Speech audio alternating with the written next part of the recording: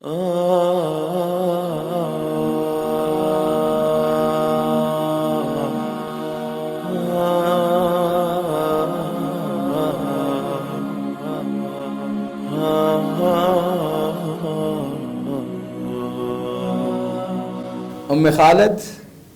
نبی کریم صلی اللہ علیہ وسلم کے ساتھ کھیلنا شروع کر دیتی ہے، جس طرح بچوں کی عادت ہوتی ہے نا۔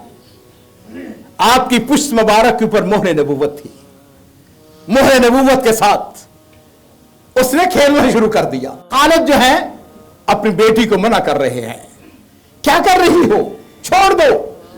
اور نبی کریم صلی اللہ علیہ وسلم کے اخلاق کو دیکھیں کہ میرے رب نے فرمایا تھا وَإِنَّكَ لَعَلَىٰ خُلُقٍ عَظِيمٍ۔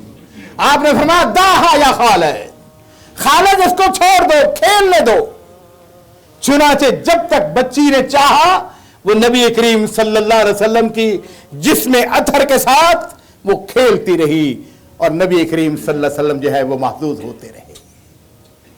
عزیزو، دوستو، ساتھیو، آپ کے نبی کی سیرت کے بے شمار پہلو ہیں، اور ان میں سے ایک پہلو جو ہے وہ یہ بھی ہے کہ آپ نے جس نے بھی آپ کے ساتھ اچھا سلوک کیا ہے، آپ نے اس کو اچھا بدلہ دیا ہے۔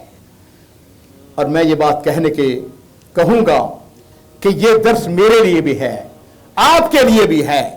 کسی کے نیکی کو کبھی مت بھولے۔ جس نے بھی آپ کے ساتھ دنیا میں کسی بھی موقع پہ اچھا سلوک کیا ہے، عزیزو، نبی کریم صلی اللہ علیہ وسلم کی سیرت کا یہ پہلو ہمارے لیے روشن مثال ہے۔